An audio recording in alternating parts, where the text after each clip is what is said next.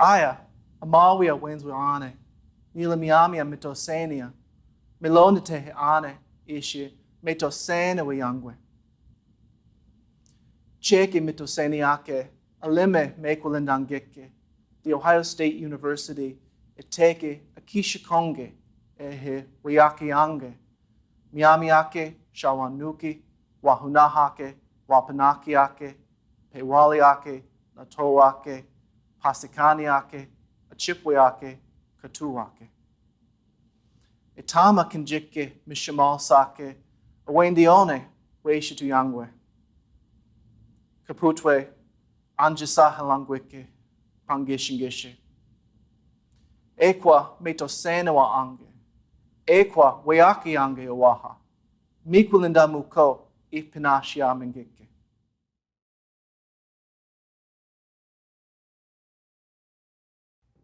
To all Hall of Fame inductees, family and friends, special guests, and my fellow Buckeye alumni, I am honored to welcome you to the 2022 Office of Diversity and Inclusion Hall of Fame Award Ceremony. My name is Tracy Townsend of 10 TV, and as a proud Buckeye alumna, this is a special night for me. Tonight, we are joining together to honor 4 transformational figures with Ohio State ties who have made integral and sustained contributions in advancing diversity, equity, and inclusion. These are pioneers and agents of change who personify the core values of inclusive excellence, collaboration, respect, and civility as they seek greater justice and equity. Tonight, we honor Judge Yvette Mcgee Brown, Dr. Frederick Aldama, Ms. Monica Ramirez, and Dr. Quinn Capers Iv. This quartet that we will get to know better tonight includes a former state Supreme Court justice, an educator, a lawyer for farm workers, and a cardiologist. While they each have their own unique story, they share a common thread of working tirelessly to promote inclusive excellence.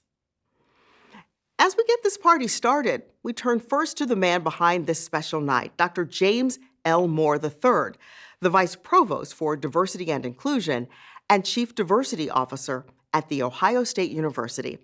Dr. Moore, take it away. Thank you to everyone for joining us tonight. My name is James Moore, and I am the Vice Provost and Chief Diversity Officer at The Ohio State University. We are proud tonight to be inducting the second class of honorees in our Office of Diversity and Inclusion Hall of Fame. They joined the 12 icons that made up our inaugural class. As we will learn tonight, our 4 honorees each have done so much to help change our world for the better. Tonight, we honor a pop culture professor who worked tirelessly to expand educational opportunities for Latinx students, a trailblazing Ohio Supreme Court justice who started innovative programs to curb sexual abuse, drug dependency, and school truancy, a young lawyer who saw the pain of sexual violence up close and started the first legal project to help farm worker women, a cardiologist who sparked a revolution in medical school admissions that opened doors on our campus and across the country to a more diverse group of student doctors. Each has a distinct story, but all are bound together by the desire to make change after seeing family members hurt.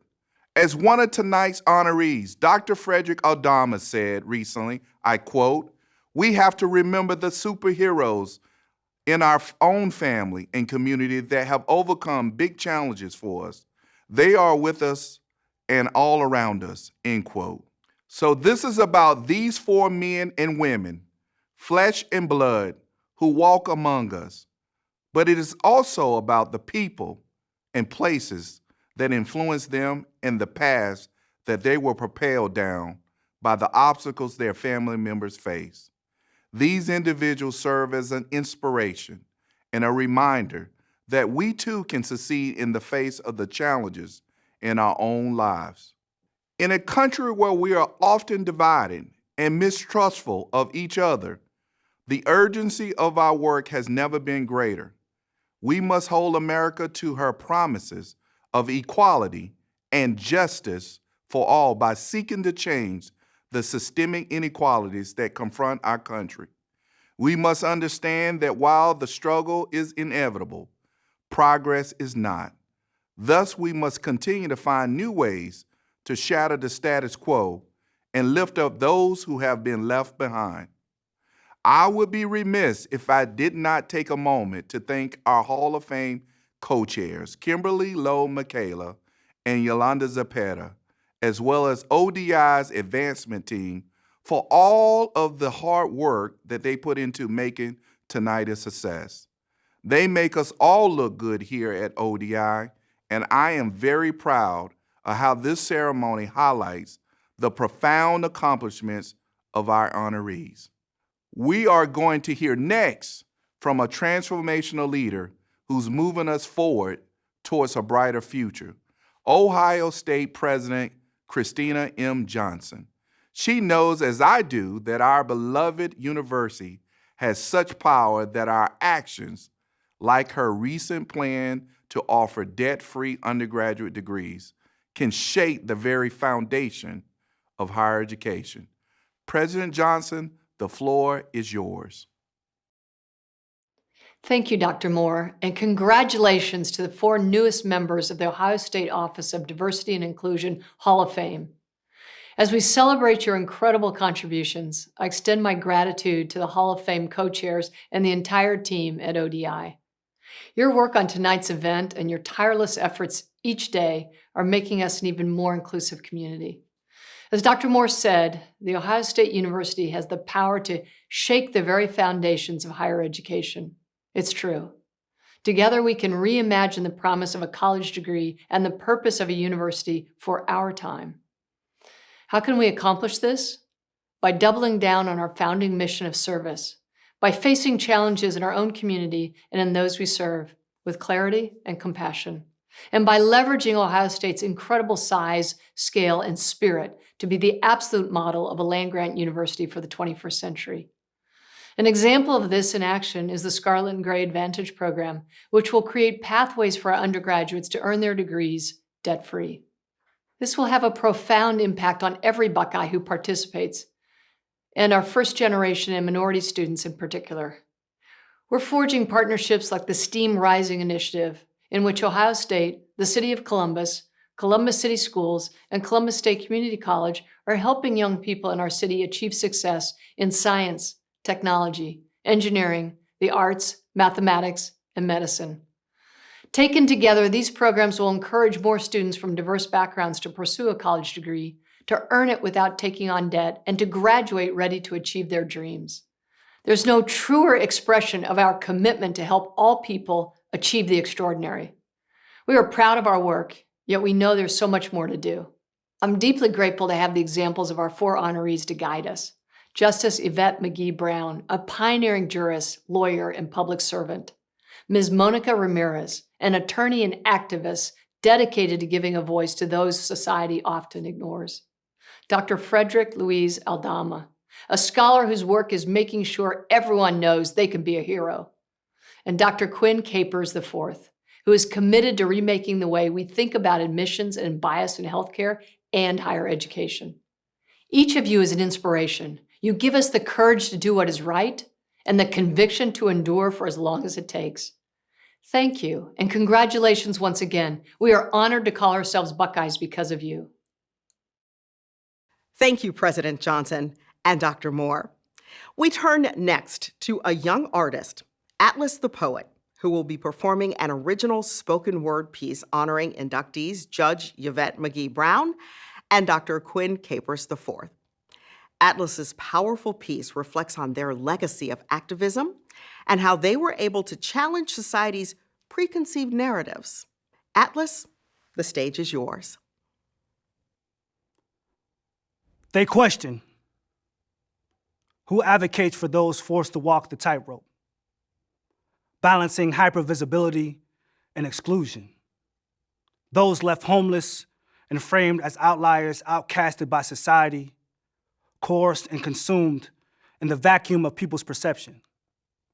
This cycle of abuse we've seen rinse and repeat across communities and legislation, where we are judged by the establishment's lack of imagination, how quickly they'll dismiss facts, unable to be illuminated by the light, and how it is chiseled by the dark. Our resolve tested. In a medical apartheid where brown, black bodies are battlefields for implicit bias, where words become bullets, policies tattooed skin deep, leaving charred fragments we pull from our hearts so we don't recreate the malice. It is this experience that makes us the best teachers, purveyors of mind, body, and soul. Still, we go against narratives of how society purports black men, black women. It is baffling to them that we too are masters of matters of the heart, that we too interpret law fair and justly, leaving no doubt that black girl is human instead of intrinsically addict, leaving no doubt that black boy is human instead of inherently criminal. Stereotype shells we were forced to wear as flesh. It took a first of many, the first black woman justice on the Ohio Supreme Court, a black man leading and furthering discussions on prejudice in the medical field, centering margins who are suppressed by the quiet, with the belief we will not be turned down forever. Together, birthing a vision of diversity and inclusion, wrestling history, the past, and present for the future, no longer waiting for tomorrow. Today we exist. In a perfect sentence, our stories matter, and they were ordained by God. This is the supreme justice, to acknowledge we didn't stumble upon excellence. We were made in its rigor, and its practice persisted when tears danced on cheeks, trailblazed our own paths at forks and roads, providing education and opportunities for people who look like we. Because we, Dr. Quinn Capers, the Honorable Yvette Mcgee Brown, advocates for us. Thank you, Atlas, for your stirring words. Our first honoree tonight is Judge Yvette Mcgee Brown, who made history as the first black woman named to the Ohio Supreme Court. Let's learn more about her journey from the east side of Columbus to the state's highest court.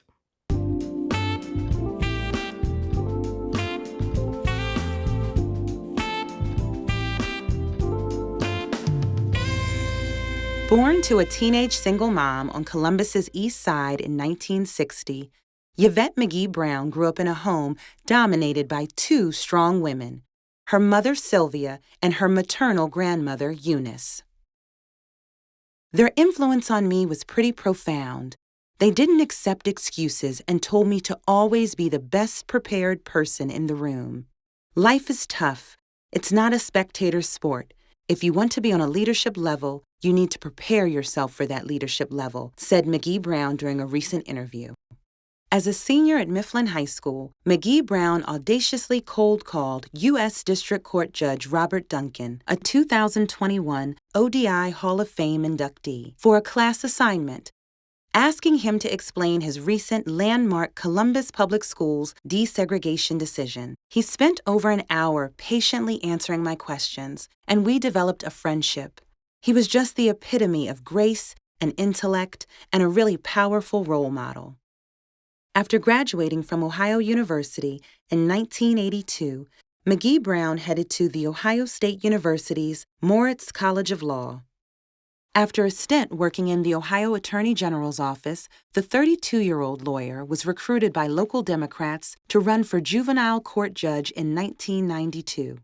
Against the odds, Mcgee Brown won a victory, launching a career in public service that has spanned decades. Choosing to go to Ohio State was probably the best decision of my life. I found a community of support there that really helped me to have the courage to do everything I've done in Ohio and Columbus. While on the juvenile court bench, Mcgee Brown broke new ground by starting a family drug court initiative as well as an innovative school truancy intervention program. I wanted to be somebody who could help prevent kids from ending up in front of me. Worn down after nearly a decade on the bench, Mcgee Brown founded the Center for Child and Family Advocacy at Nationwide Children's Hospital in 2002. I think the thread that runs through my career is that I really care about the community. I wanted something different for the kids that grew up like me. After losing a bid for lieutenant governor as Governor Ted Strickland's running mate in 2010, Mcgee Brown was named to an open seat on the Ohio Supreme Court, becoming the court's first Black female justice. Mcgee Brown said her lived experiences brought a new perspective to the backroom discussions of the court. I know it made a difference. I could talk about the impact of our decision on people out in the community in a way that the other 6 justices couldn't. A lawyer for the past 9 years with the powerhouse firm of Jones Day, Mcgee Brown still leans on the lessons her mother and grandmother taught her long ago. It's amazing how lucky you get when you're prepared. Learn your craft, work hard, and opportunities will present themselves. I'm enormously grateful for where I am and the small contributions that I've been able to make. Supported all along by her husband Tony and their 3 adult children, Belinda, Laura, and David, Mcgee Brown sees a rising generation of lawyers of color who are pushing for more representation and authority in high-powered legal circles. I think back to when I was a young lawyer, being the only one in the room, and now we've raised a generation of young people who have gone to the best schools. They are used to having diversity around them. They are not willing to accept being the only one in the room.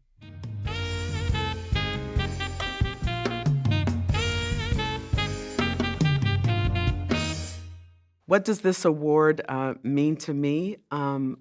I know Judge Duncan received this honor, and he was a mentor of mine. In fact, he was the first Black man I saw in my community who had a position of authority. And when I took my oath for the Ohio Supreme Court, Judge Duncan came up to me and he said, "I could not be more proud of you if you were my daughter."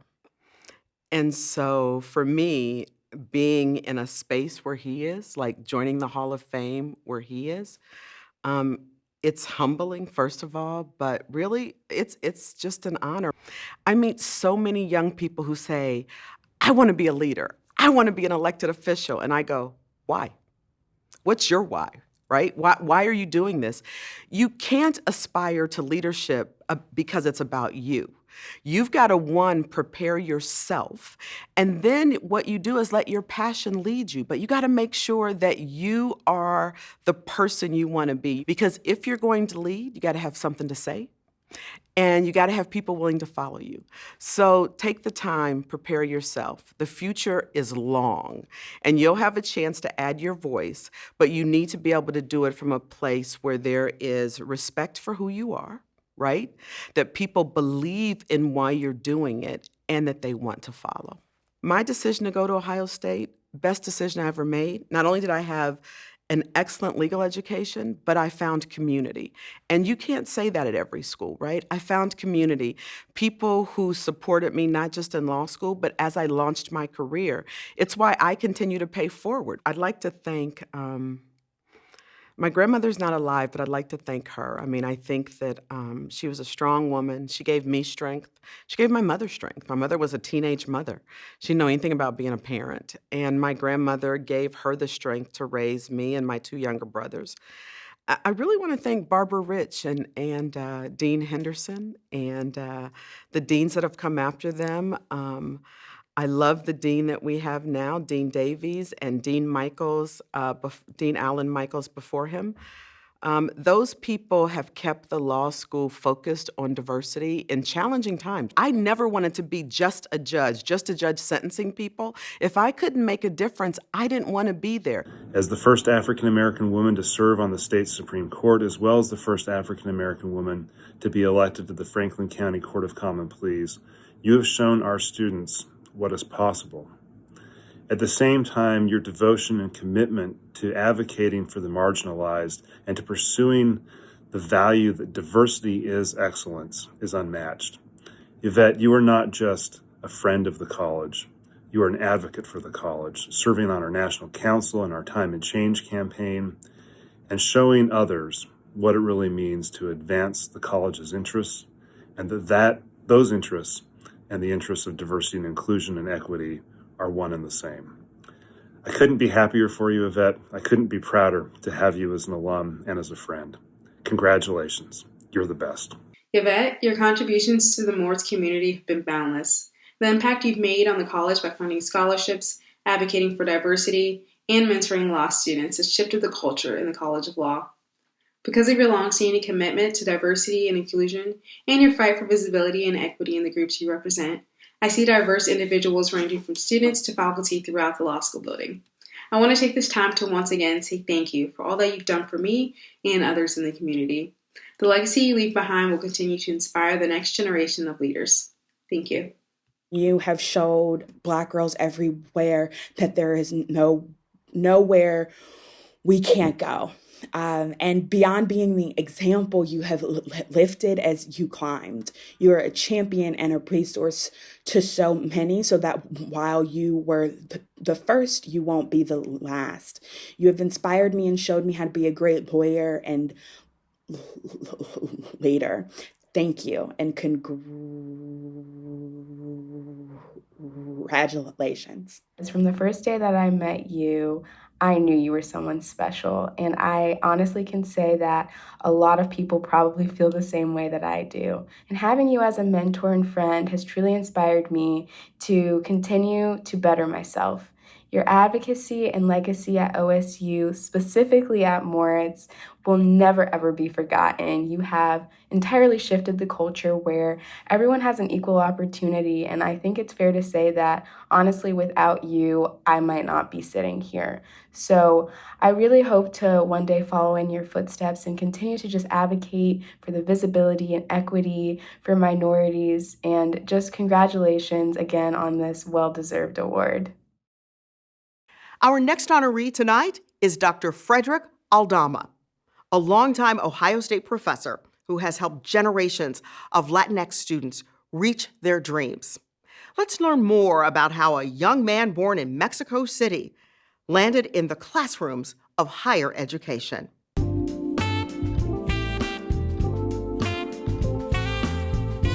Growing up in the mid-1970s in rural California, after immigrating from Mexico, young Frederick Aldama began to make sense of his puzzling new world in the pages of comic books.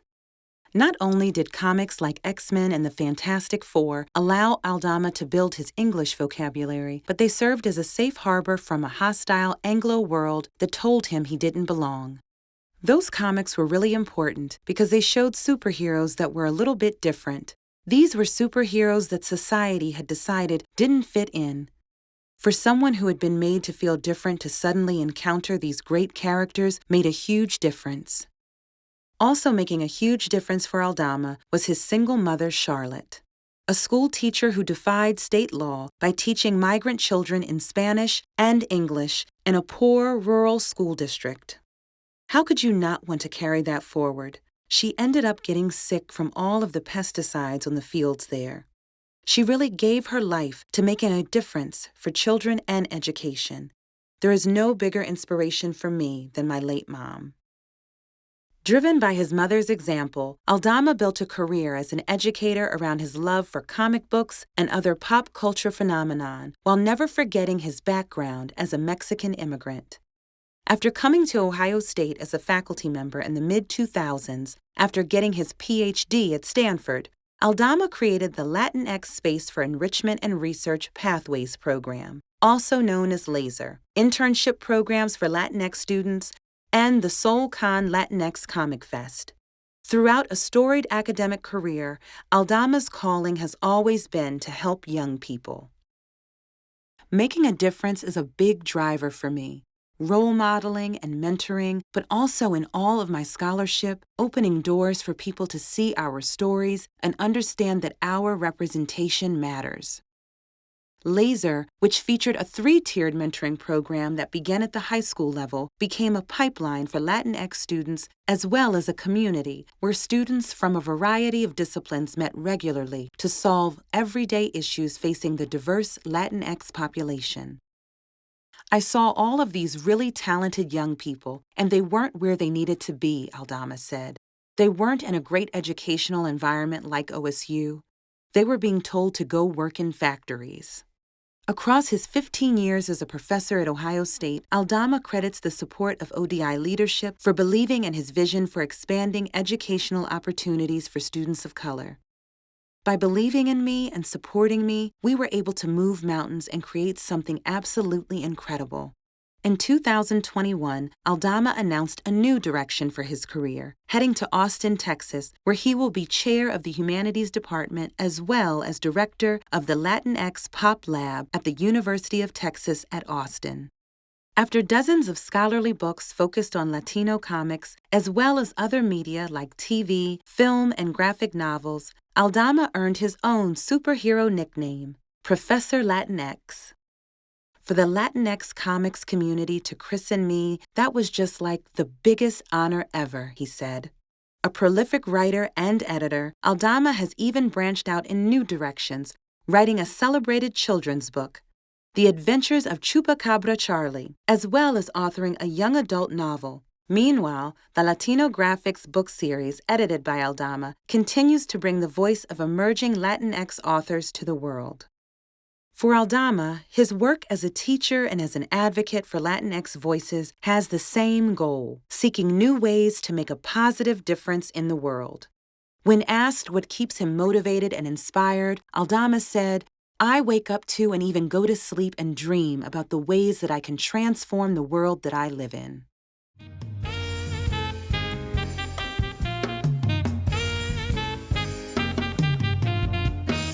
This award means to me the world, of course, and it is a huge, huge honor to be recognized at this level. Hall of Fame, The Ohio State University, Office of Diversity and Inclusion, it is the pinnacle, it's the summa, it's the top of the mountain, really. So, gosh, I mean, it was surprising to hear, and it's a huge honor to be recognized by this award. The advice I would give to future generations of agents, activists, those who want to make tomorrow a better place, is that we are constantly faced with challenges and roadblocks, things that are thrown in our way to stop us from actually doing the things that we want to do to make a better tomorrow.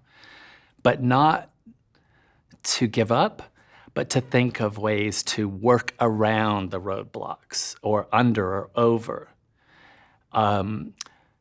Whenever anybody says no, it's a no in their mind, but we have to be creative, and we need to think and imagine of ways that we can turn that no into a yes.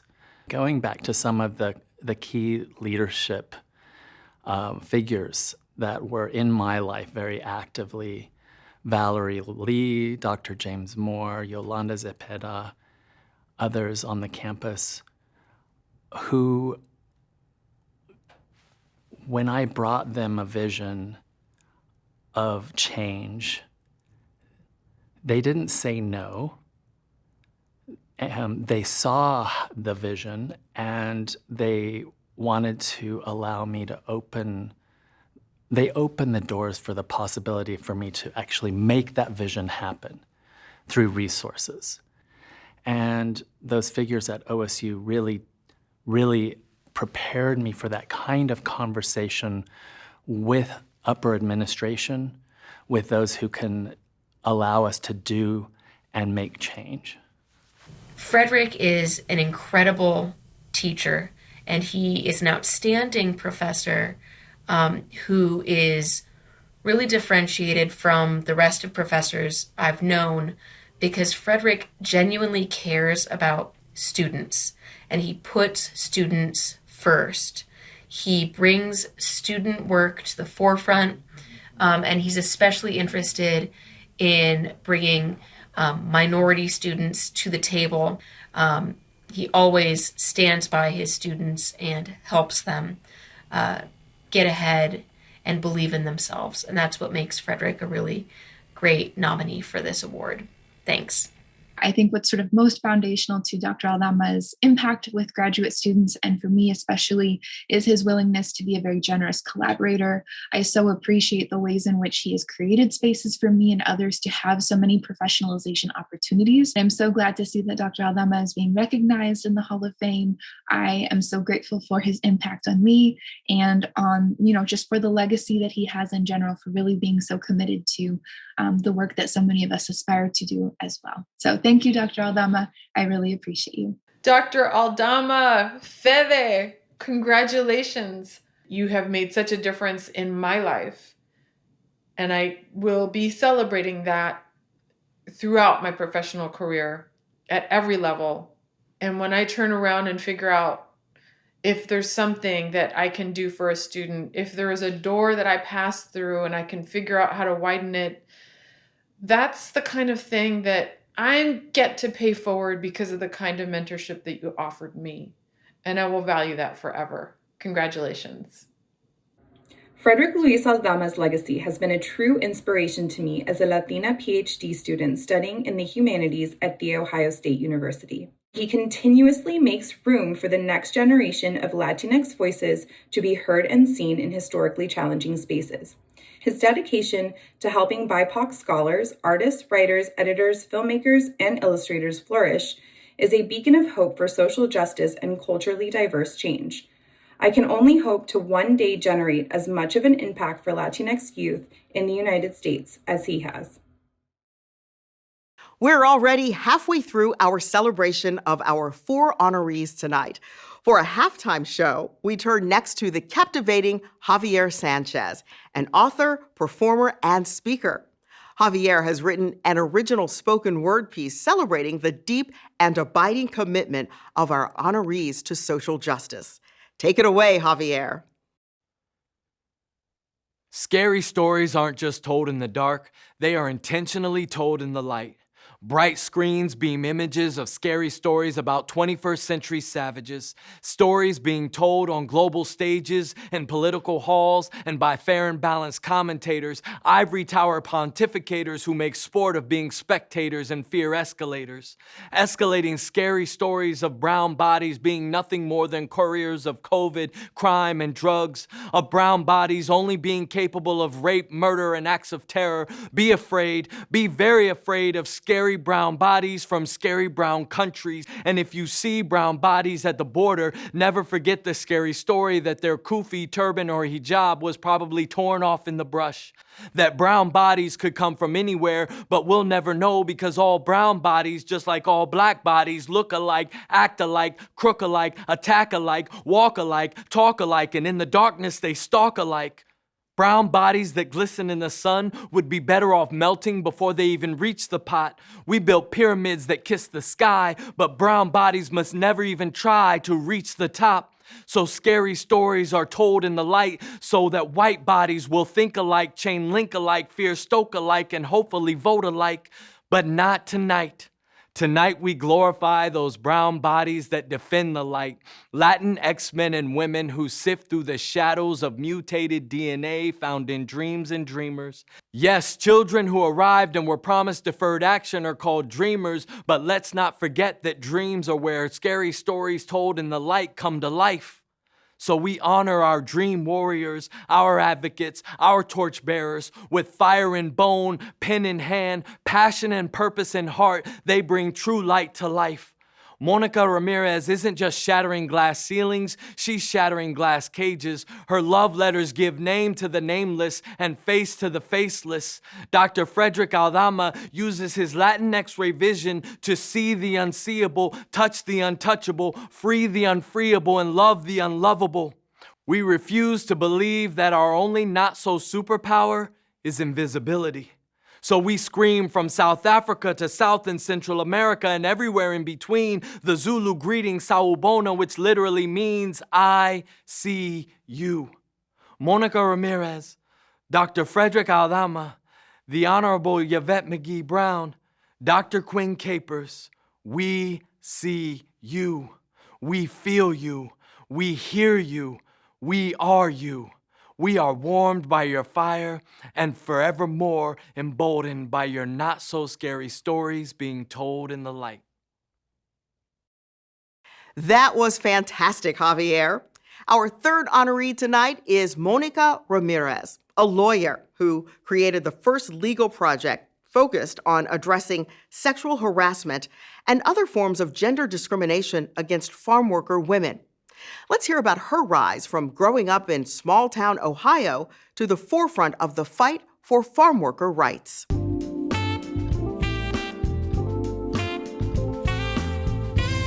Born into a family of former migrant workers in a small Ohio town, Monica Ramirez was 14 years old when an article in her local newspaper detailing the return of seasonal fishermen got her attention. The teenager had a question for the paper's editors. Why were migrant workers who were returning to town at the same time as the fishermen being ignored? I don't think I would have asked those kinds of questions without parents who encouraged me and my siblings to be curious and to be engaged in the community, Ramirez said. I think today you would call us woke kids. Ramirez's challenging questions eventually led to freelance reporting for the paper and later regular opinion pieces in a column entitled The Voice of the People that she wrote during her teenage years detailing the contributions of the migrant communities and Latinx community members in northwestern Ohio. And that column laid the foundation for a career in activism focused primarily on eliminating gender-based violence and securing gender equity for female migrant workers, Latinas, and immigrants. It wasn't enough to tell the stories in the newspaper, said this granddaughter and daughter of migrant workers during a recent interview. I wanted to be involved in a tangible way to win justice. Her efforts to win justice, sparked in part by seeing the pain of sexual violence in her own family, have been supported by a broad-based network of support for migrant worker women stretching from rural farm fields to Hollywood backlots. Ramirez's quest for greater justice for farm worker women brought her to The Ohio State University's Moritz College of Law in the early 2000s, where she was one of only a handful of Latinx students in the program. While a law student, Ramirez began to do research that laid the groundwork for the Migrant Justice Project, the first legal project in the country focused on sexual harassment and other forms of gender discrimination against farm worker women. My professors really helped me to refine my goals and made sure the classes I was taking were relevant, she said. Farm worker women experience sexual harassment and violence at staggering rates. For Ramirez, this societal problem has a personal face, as she has seen family members and friends struggle from the impact of sexual violence. I knew farm workers were experiencing this problem at high rates, but it didn't seem like anyone had been in a position to take it on in a systemic and wide-scale manner. Scaling up her initial project that she created with a postgraduate fellowship, Ramirez founded Esperanza, the Immigrant Women's Legal Initiative of the Southern Poverty Law Center, as well as the Bandana Project, an art activism project to raise awareness about workplace sexual violence. She co-founded the first national farm worker women's initiative, Alianza Nacional de Campesinas, in 2012. On the heels of helping to create this coalition, in 2014, Ramirez founded Justice for Migrant Women, a national advocacy project focused on representing female farm workers. The thread running through all of her efforts has been cultivating a sense of community and expanding the network of support for farm worker women into some unlikely places. I live in rural Ohio. There aren't many Latinos where I live. I was always making bridges. That's just part of how I was brought up. I've spent my whole life building connection and community. I have worked to help people feel less isolated and feel less alone in the world. While Ramirez had long been a leading advocate for farm worker women, her bridge building made the leap to the national stage in 2017 when she wrote Dear Sisters, a letter of solidarity supporting actresses undergoing sexual violence in their industry, which sparked the Time's Up movement in elite Hollywood circles. She wrote this letter in her capacity as the board president of Alianza.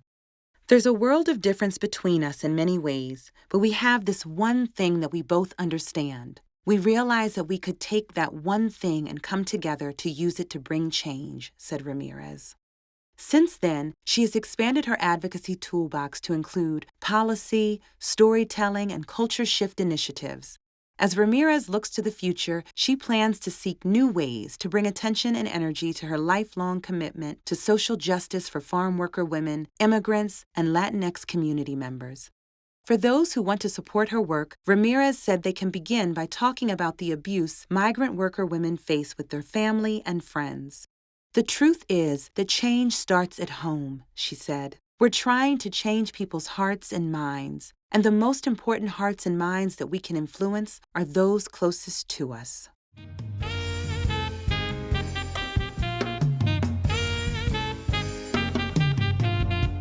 First of all, I'd love to thank the Ohio State University family for being such a wonderful family and kind of bringing me up in my education, but as just the continuing support.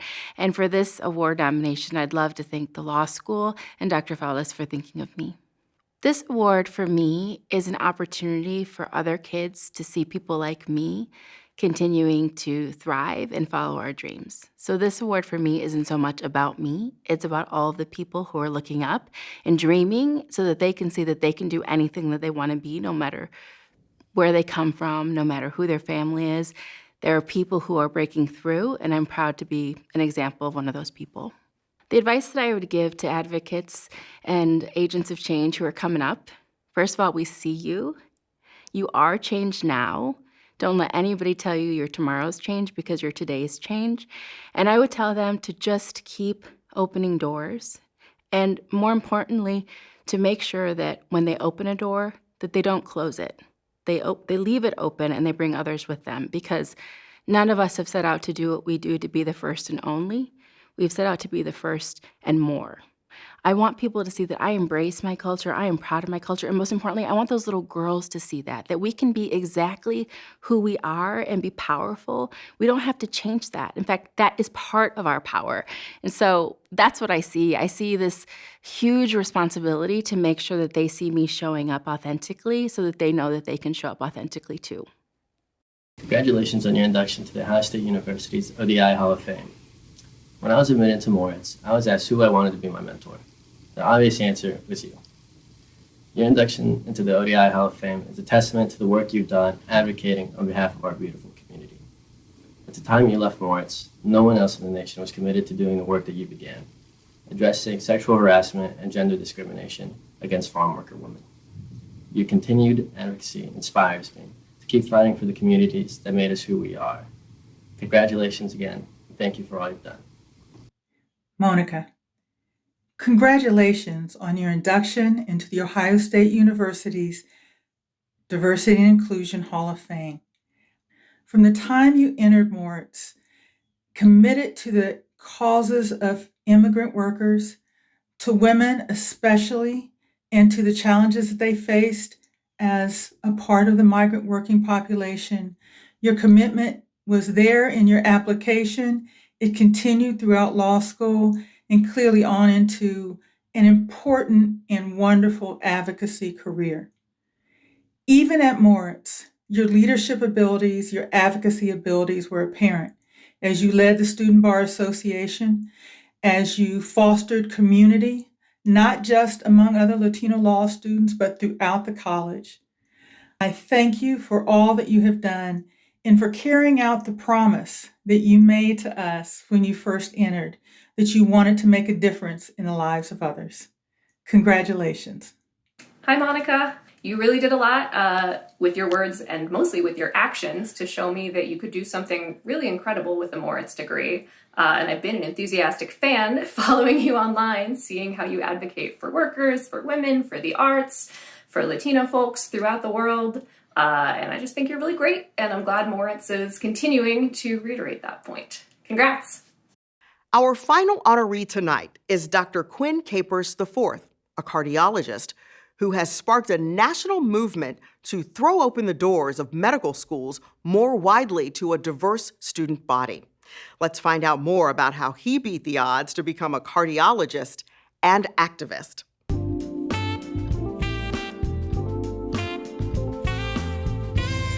Born in Cleveland during the riot-torn 1960s, Dr. Quinn Capers was a teenager when his Black grandmother was diagnosed with dire medical problems that had gone unnoticed by white doctors in her small Alabama town. When she went to a Black doctor in Dayton, she was immediately diagnosed with things that it was very apparent she was not being diagnosed with in Talladega, Dr. Capers recalled. One way to advocate in the fight against racism, and wanting to be a doctor as I did, was to work on these kinds of issues. Decades later, the struggle his grandmother went through to find good medical care serves as the motivation and inspiration for Dr. Capers, a cardiologist by trade, to fight for greater diversity among the ranks of doctors and other medical providers. It's an issue that the Black graduate of Ohio State's medical school has brought national attention to as medical schools across the country revamp their admissions policies. It all goes back to thinking about my grandmother, not getting the health care she deserved as a human being, he said. After graduating from Ohio State in 1991 and serving a residency at Emory University, Dr. Capers returned to the university in the late 2000s to build his reputation as one of the nation's preeminent cardiologists. While serving as the Associate Dean for Admissions at the College of Medicine, Dr. Capers led an effort to remake the admissions process aimed at getting more historically underrepresented minorities in the door in 2012. Just 1 year later, Ohio State's medical school had doubled the number of first-year students of color, a startling increase that has stayed steady over the past decade. While the overhaul included a shift to a more holistic review of applicants that factored in life experiences more prominently, the single biggest change occurred after the entire admissions team was tested for unconscious racial bias. When the results came back showing most members had a significant bias against people of color and women, Dr. Capers had one of the world's leaders in uncovering unconscious bias on hand to explain the results. And then the entire team was explicitly trained in how to find shared interests, counter stereotypes, and take another's perspective, all key techniques in reducing unconscious bias. Finding out you have a bias or blind spot can be psychologically distressing, Capers said. The message has got to be that just because this is your unconscious mind doesn't mean you have discriminated or will discriminate. But it does mean that you need to try to do something about it. The solution didn't mean admitting more prospective doctors of color, but instead to make those interviewing feel more comfortable with coming to Ohio State during the process, according to Dr. Capers. We think it's because we had trained our admissions team in how to combat unconscious bias by smiling, making eye contact more often, and in conversation, really trying to recruit them to Ohio State. These proactive steps to combating unconscious bias and cracking open the admissions door more widely have become a model emulated by dozens of other medical schools across the country who have taken notice of Ohio State's successful push for greater diversity. During his 13 years at Ohio State, Dr. Capers also ensured that every budding doctor learned about the impact of racial health disparities through an annual lecture he gave on the topic to first-year students. I feel proud that I introduced to Ohio State this thought that as we are teaching doctors the ABCs of medicine, we also need to teach them the impact of racism and bias. Now the Associate Dean of Faculty Diversity at UT Southwestern Medical Center in Dallas, Dr. Capers has mentored dozens of students of color during his career, a relationship that never materialized while he was in medical school. I never had that. And that's why it's so important for me to be that, he said. As Dr. Capers looks to the future, he sees hope in how academic medical centers are beginning to join the fight for a more inclusive way of practicing medicine. We need to have in the curriculum things that are actively anti-racist and lessons in how young doctors can fight racism and bias.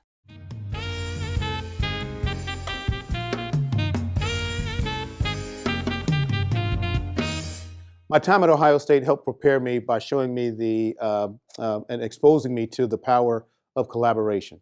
So a lot of the things that I achieved, I was only able to achieve them because senior leadership gave me the room to be creative and gave me the thumbs up, gave me the green light to go and do what I felt needed to be done.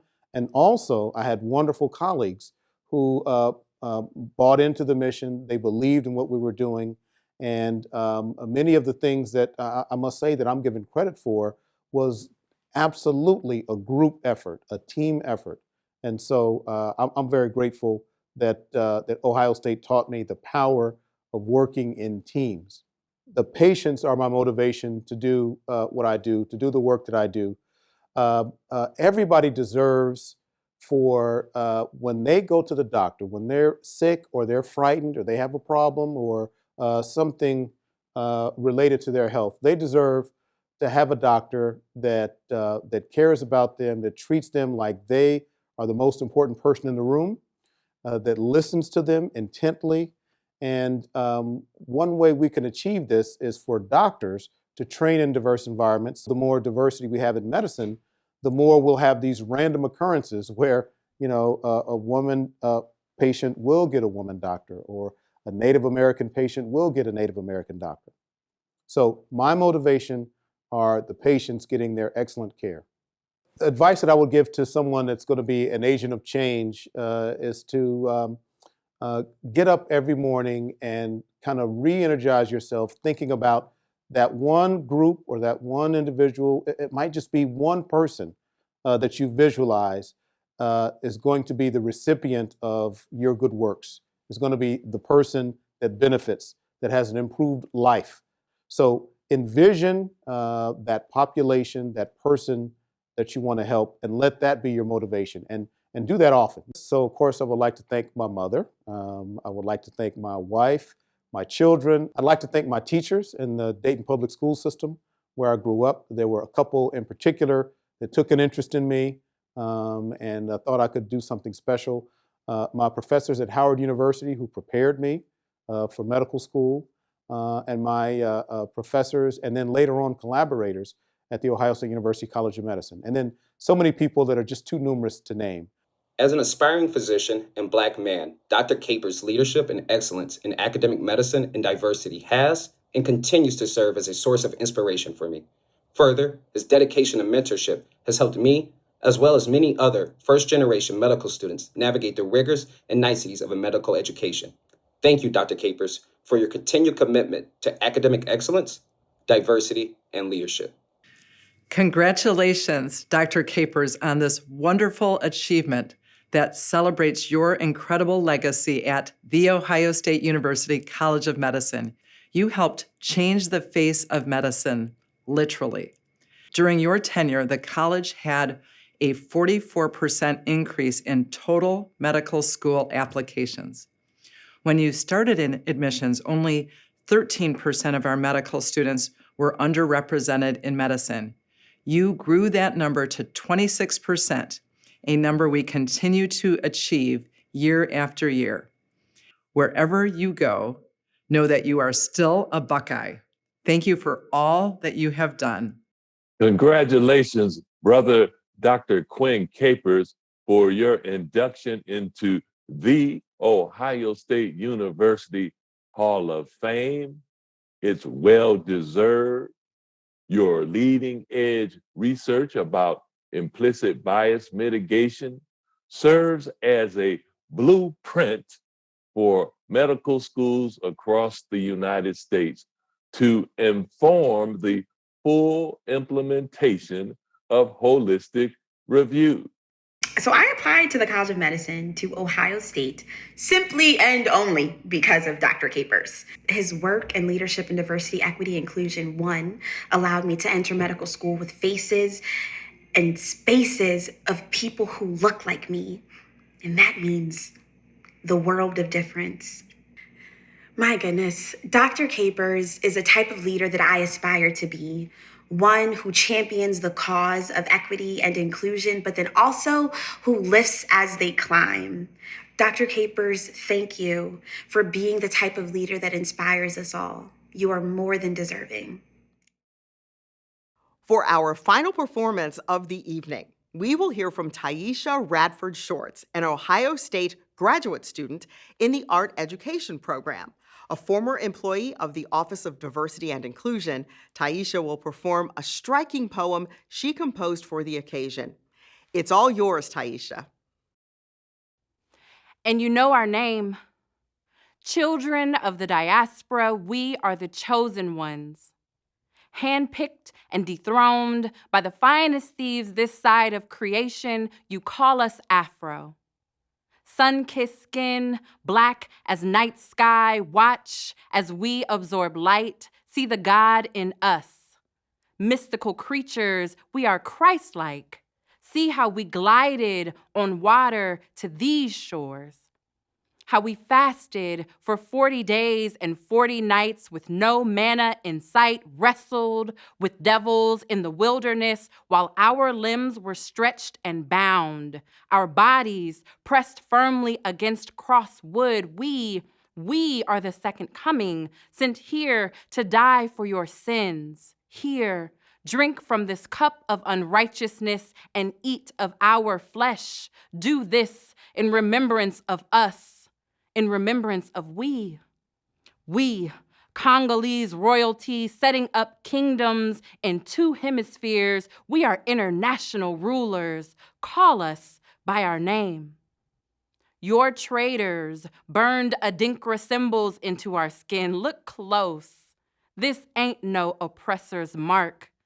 These are roadmaps home. Watch as we take flight into the mountains, build castles out of thin air, nothingness, and memory, then burn them to the ground without so much as a snap twig in our wake. We are magicians, making civilization appear out of thin air, making civilized nations appear out of thin air. Take a good look. You know our name. Nos llamas Negro. With mouths too small and unholy to speak your native tongue, we secretly speak our mother tongue and yours. We are multilingual. Speak clearly so we can hear you. Call us by our name. You call us Maroons, and even that is a name that we are too big for. So we shake it off. Like foremother did masses touch after unwanted visits. Like forefathers did shackles at the tail end of a chain gang, call us freedom. See how rebellion courses through our veins. We have been here before, traveling these lands long before criminal Columbus and erecting wide-nosed monuments in our footprints, call us giants. Boundless, like ocean waters on black sand, arms strong enough to hoist this world onto our shoulders and carry it toward progress, call us future. We who know the unknown, the uncertain. We are omniscient and omnipotent. We pray to ourselves for deliverance because we have always answered our prayers and yours. Our name will forever live in the pages of the griot's memory. You know our name. Call us by our name. Thank you, Taisha, for using your voice to speak truth to power. Well, folks, our time together is coming to an end as the 2022 ODI Hall of Fame Awards ceremony draws to a close. I hope you've enjoyed the performances of our poets and learning about the inspirational actions of our inductees. As we close the program, the Office of Diversity and Inclusion would like to thank everyone who made this night possible, especially Judge Mcgee Brown, Professor Aldama, Ms. Ramirez, and Dr. Capers. The inspiring and passionate lives you've led light the way forward for us as we all work for a brighter and more inclusive future for our students, country, and world. We'll leave you tonight with a song that unites all Buckeyes, Carmen, Ohio. Good night, everyone.